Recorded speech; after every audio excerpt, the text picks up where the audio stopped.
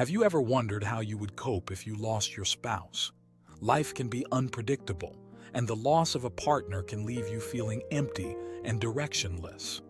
But what if there were secrets to not just surviving, but thriving after such a profound loss? Join us as we uncover the inspiring stories of three individuals who have navigated this difficult journey and share the most important lessons they've learned. Discover how you can find hope, independence, and happiness even after the most heartbreaking loss. Life in this world is unpredictable. You never know how far the person you love can accompany you. Miyazaki said, "Life is like a train, and everyone can only accompany you for part of the journey. When they have to get off, you should be grateful because they have spent wonderful times with you. If someone can accompany you throughout the journey, you should be even more grateful. Having a partner when you're young and when you're old is a blessing, but not all love can last a lifetime. Some partners leave this world early due to illness or disaster. When the spouse is gone, the house becomes empty as if life has lost its support. However, no matter how sad or painful it is, time does not stop for anyone, and the deceased will not come back to life.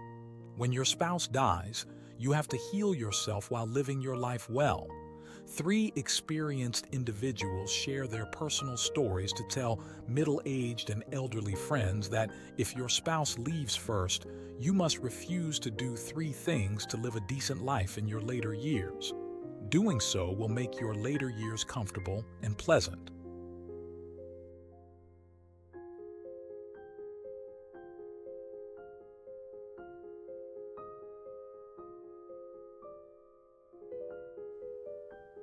One, immersing in excessive grief for too long. Imagine losing someone who has been by your side for most of your life. The emptiness is profound, and the memories can be both a comfort and a source of deep pain. Callista's story is one of heartbreak and resilience. At 67, she faced the unimaginable loss of her husband and found herself at a crossroads. How do you go on when the person you love most is gone? Callista's journey from despair to finding a new purpose in life is a testament to the human spirit's strength. Her story is not just about grief, but about rediscovering hope and learning to live again. Join us as we delve into her touching narrative and discover how even in the darkest times, there is a way to find light and meaning. 67-year-old Callista said, "When I was 64, my husband passed away. Whenever I recall the time when he just left, I still find it hard to accept. During those days, I was like a walking corpse, feeling that life was meaningless. Many times I thought I might as well follow him. I often cried myself to sleep, especially at night when I couldn't sleep for whole nights. Looking at the wide double bed where now only I lay, it was inevitable to feel sad. But every time I looked at our old photos, smiling so happily, I thought maybe I should persist a little longer. My husband wouldn't want me to live like this. No matter how sad I was, tears wouldn't bring him back. So I continued to be sad, living well, and letting him in another world feel at ease is what I should do." Callista finally figured it out. Indeed, the separation of life and death is the saddest thing in the world, but the deceased are gone, and the living continue. No matter how happy the past was or how sweet the memories, you cannot always dwell in the past and neglect the present beauty and future hopes. Learning to look forward and live well in the present is not only a duty to oneself, but also a way to let the deceased spouse rest in peace. When the spouse is gone first, stay calm, comfort yourself, take good care of your health, keep a clear mind, and not let grief overwhelm you. Slowly adjust your mindset, regain confidence, and live a self-sufficient and strong life. Cheer up, eat when you want, sleep when you can, stroll in the park, and walk around the streets. Do not rely on others. Learn to enjoy solitude with elegance and wisdom, nurturing your spiritual world and loneliness, like sipping aged wine, savoring your endless life.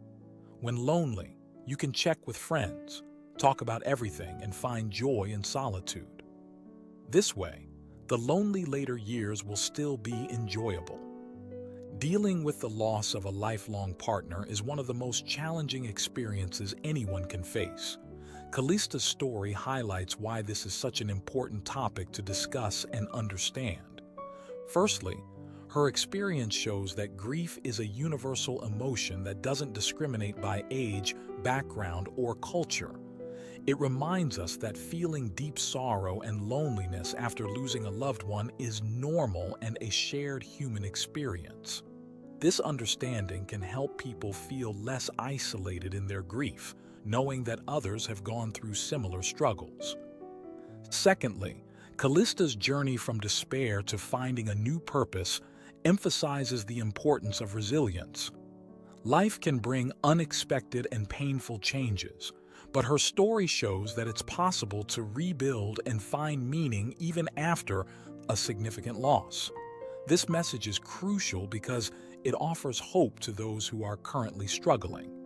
It tells them that while the pain may never fully disappear, there is a path forward that includes joy and fulfillment. Moreover, Callista's story underscores the importance of self-care and mental health. In times of profound grief, it's easy to neglect one's well-being. Callista's decision to focus on her health, find joy in small things, and reach out to friends highlights practical steps that can help others in similar situations. It encourages people to take care of themselves, seek support, and not be afraid to embrace life again. Additionally, her story speaks to the power of memories and their role in healing. Callista found comfort in looking at old photos and remembering happy times with her husband.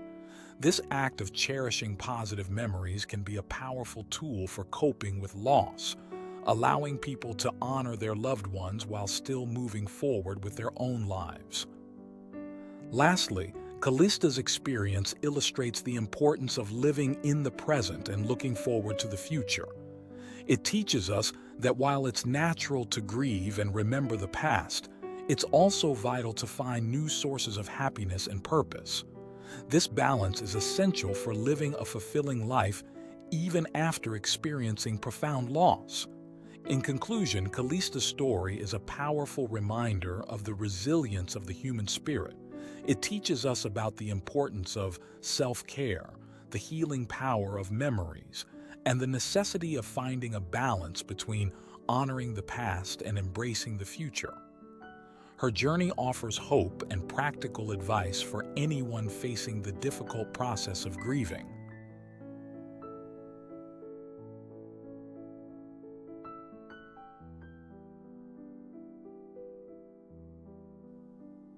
Two, over-relying on children for the rest of your life. Have you ever wondered what life is like for elderly parents living with their grown children? Do they find comfort and happiness, or does it lead to unexpected challenges and heartache? In our story, Mrs. Amber, a 65-year-old widow, shares her heartfelt journey of living with her daughter and then deciding to live alone. Her experience reveals a powerful lesson about independence and finding true happiness in your golden years. Stay with us as we dive into her story and discover why sometimes the best company you can have is your own. Experiences of Mrs. Amber. 65-year-old Mrs. Amber said, "After my spouse passed away, I lived with my daughter for many years and now I live alone again. Initially, I believed that the mutual support between parents and children was natural. I raised you when you were young and you accompany me in my old age. However, after dedicating everything to my daughter's family, what I got in return was growing disdain over time. My husband and I were both retirees. I didn't think about how to live alone, believing that we would grow old together, but a disease took my husband away, leaving me alone. My daughter had just given birth to a grandson then, and my son-in-law took me in, saying I should live with them and retire. I was grateful for their advice and comfort. Seeing my grandson, I considered him a reincarnation of my husband and dedicated all my time and energy to him, helping with household chores at my daughter's place. Initially, my daughter and son-in-law gave me some money monthly for living expenses, but later they stopped because I had my pension. As my grandson grew, my pension was not enough for the family of four. I mentioned this to my daughter many times, but she seemed impatient, occasionally giving me some money, mostly pretending to forget. The elderly talk a lot, and living together inevitably leads to disagreements. Sometimes I couldn't help but criticize my daughter for not knowing how to live frugally, shopping online every day without saving for a rainy day. Regarding my grandson's education, my daughter and son-in-law let him develop naturally, while I believe that children should be disciplined from an early age. Over time, there was a gap between us.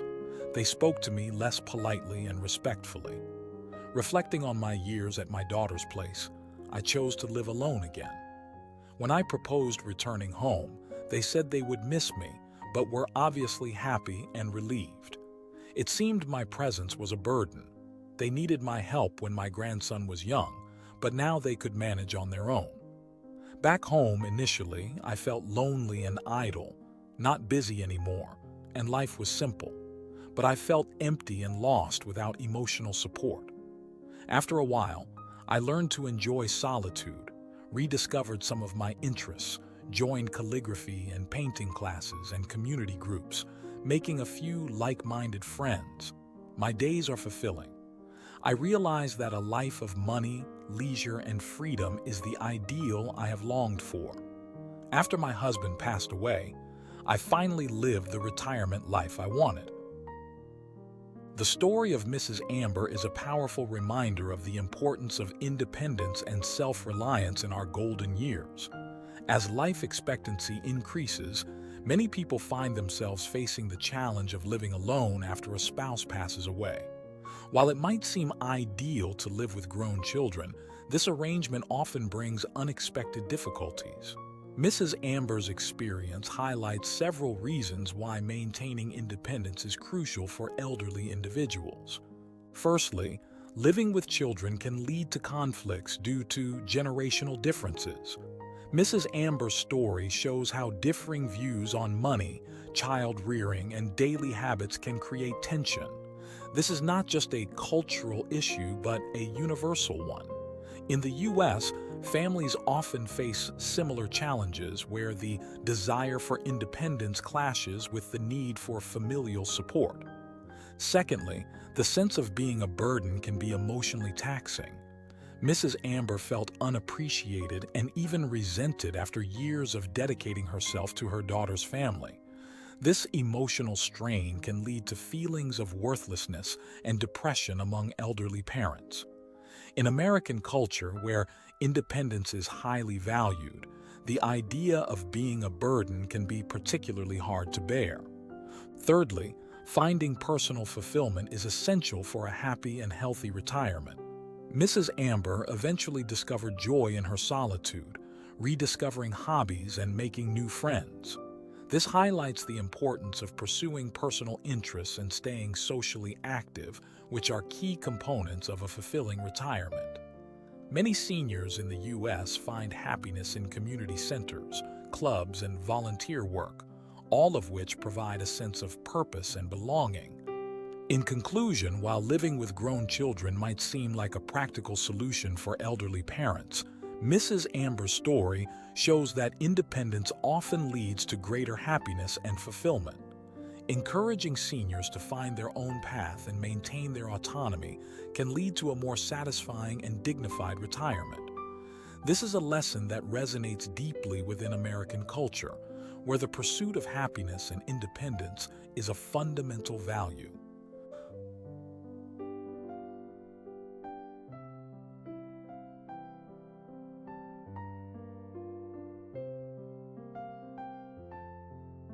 Three, rashly finding a new partner or remarrying. Are you considering finding a new partner or remarrying in your later years? Before you take that step, listen to Mrs. Fong's story. At 62, she thought she found companionship after her first husband's passing, only to face unexpected challenges and heartbreak. Her experience serves as a cautionary tale for anyone thinking about remarriage in their golden years. Join us as we explore the risks and realities of elderly remarriage through Mrs. Fong's journey. You might find valuable insights that could save you from future regrets. Experiences of Mrs. Kelly. 62-year-old Mrs. Kelly said, "Having been through 2 marriages, my first husband died when I was 53. 3 years later, I remarried but divorced within a year. Thinking about my second marriage still pains and angers me. I want to share my experience to remind others considering remarriage. At 50, I retired, hoping to travel with my husband after his retirement, making up for lost time. Unfortunately, he died of illness before retirement. After he passed, I was in deep grief for a long time. My son, seeing me so depressed, was worried and wanted me to live with him, but I didn't want to trouble him. They were busy enough. My son then wanted to enroll me in a senior travel group to cheer me up, but I didn't want to trouble him, so I enrolled in a dance and poetry recitation class myself. There, I met my second husband, Mr. Ghali. Initially, we were just acquaintances. One day, I sprained my ankle going down the stairs. Mr. Ghali immediately helped me to the hospital and took care of me at home. For those few days, I couldn't attend the class, but he came over daily to help. Gradually, we got closer. 2 months later, Mr. Ghali proposed, saying he liked me and wanted to live together for mutual support. I was happy, but didn't agree immediately, saying I'd discuss it with my son. My son didn't oppose but suggested meeting Mr. Ghali's family to see how they were. Mr. Ghali agreed readily. That night, both families had dinner together. Afterward, my son advised me to observe more and not rush into marriage, but I didn't listen, thinking Mr. Ghali was good enough. A few days later, we registered our marriage and I moved into his house. Initially, we got along well. Though I did all the housework, I didn't mind as I did it before. Conflicts began when 3 old friends invited me to travel. I agreed without hesitation, but Mr. Ghali was unhappy, saying no one would do the housework if I went. I felt unfair. Was I hired to do housework? That day, we argued fiercely. He said hurtful things, implying I was useless without housework. For the first time, I doubted the marriage. Returning from the trip, things got worse. Mr. Ghali's son divorced, leaving a grandson with us. At first, I took care of him as my own, but he was spoiled, picky with food, throwing tantrums if displeased. After some days, I couldn't handle him. I talked to Mr. Ghali, suggesting his son take the grandson. Mr. Ghali opposed strongly, saying, "You're not my grandson's mother, so don't interfere.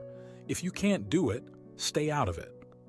I felt extremely wronged, finally understanding that remarriage at this age is challenging.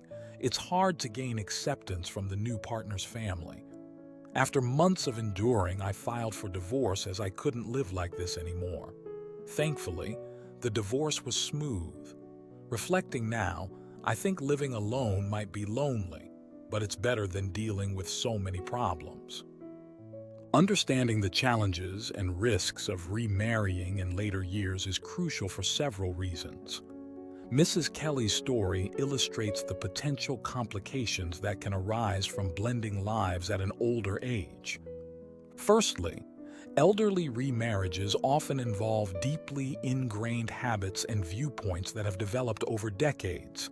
These differences can make it challenging to live harmoniously.